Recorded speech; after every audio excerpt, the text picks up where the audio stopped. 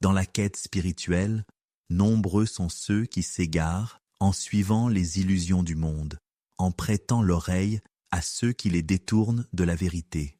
Mais Ibn Arabi nous rappelle ici une règle fondamentale. Le véritable refuge se trouve en Dieu, et lui seul suffit à ceux qui le recherchent sincèrement.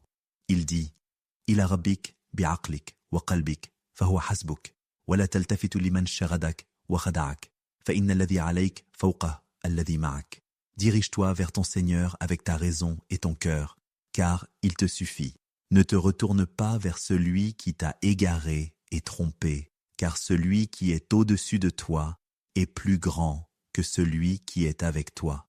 Ce passage est une exhortation claire à l'imam al-Mahdi, mais aussi à tout chercheur de vérité. La véritable guidance ne vient ni des hommes, ni des circonstances extérieures, mais uniquement de la connexion intime avec Dieu. Ila rabbika bi'aqlik wa qalbik fahuwa hasbuk. Dirige-toi vers ton Seigneur avec ta raison et ton cœur, car il te suffit. Ibn Arabi met ici l'accent sur l'importance de l'équilibre entre la raison et le cœur. La foi ne doit pas être aveugle, ni purement intellectuelle. Elle doit être une harmonie entre l'intelligence et la sensibilité spirituelle.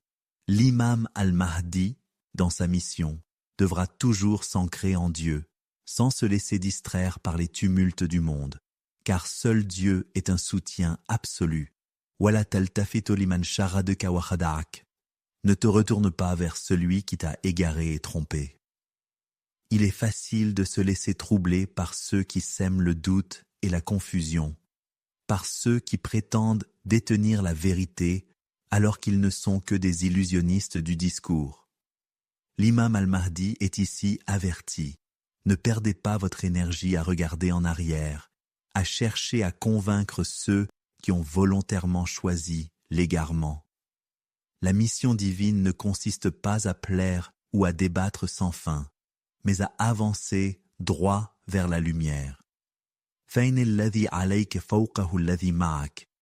Car celui qui est au-dessus de toi est plus grand que celui qui est avec toi. Ibn Arabi nous rappelle ici une vérité essentielle. Nous avons souvent peur des forces qui nous font obstacle, des puissances qui semblent nous dominer. Mais nous oublions que celui qui veille sur nous est au-dessus de tout.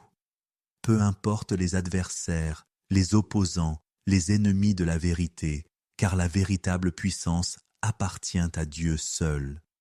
Ainsi, ce passage est une injonction claire à ne jamais se laisser détourner de la mission divine par les doutes ou les tentations du monde. L'imam al-Mahdi doit avancer avec conviction, sans craindre les oppositions humaines, car son soutien ne vient pas de ce bas monde, mais du Très-Haut.